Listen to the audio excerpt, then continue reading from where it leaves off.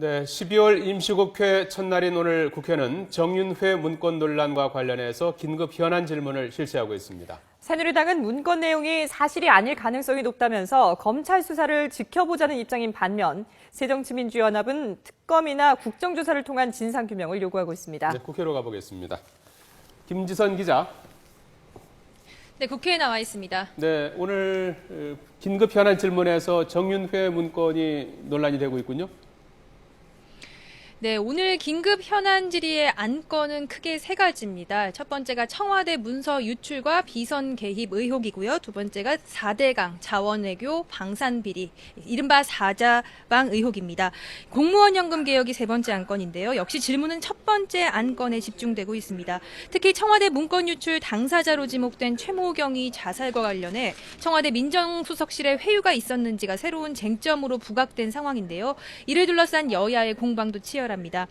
새누리당 이학재 의원은 최모경장의 자살로 수사가 차질이 빚어져서는 안 된다고 강조했습니다. 그러면서 역대 정부는 비선 실세의 실체가 명백했지만 이번에는 실체는 없고 풍문만 있다며 검찰이 의혹을 명백히 밝혀야 한다고 촉구했습니다.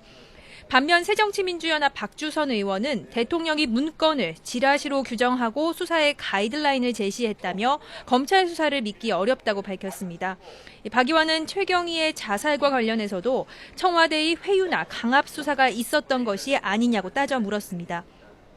이에 대해 황교안 법무부 장관은 중간 보고를 들은 바로는 회유나 강압 수사가 있진 않았다고 보고 있다고 말했는데요. 이 답변 과정에서 과거 박주선 의원에 대한 검찰 수사를 두고 박 의원이 검찰과 악연이 있어 여러 생각을 하고 있다는 취지의 발언을 해 언쟁이 벌어지기도 했습니다. 네, 앞서 김지선 기자가 얘기한 두 번째 안건, 이 사자방, 이른바 사자방 의혹 가운데 자원외교도 쟁점이 되고 있다면서요? 네, 그렇습니다. 야당이 요구해온 이른바 사자방 가운데서는 특히 자원 외교가 쟁점이 됐습니다. 새정치민주연합 노영민 의원은 이명박 정부 시절 해외 자원 외교는 대부분 투자 실패로 끝났다고 주장했습니다. 그러면서 산업자원부 차관을 향해 애초에 경제성이 부족한 사업에 무리해서 투자를 한 것은 아니냐며 따져 물었습니다. 반면 여당은 공무원 연금 개혁의 시급성을 강조했습니다. 새누리당 이학재 의원은 정부 안에는 연금 개혁뿐만 아니라 공무원들의 노후 보장에 대한 내용도 함께 담겨야 하고 그렇게 되도록 하겠다고 강조했습니다. 하지만 공무원 연금 개혁안 역시 여야 지도부가 큰 틀에서 논의를 시작했을 뿐 처리 시기를 놓고는 기싸움을 이어가고 있습니다.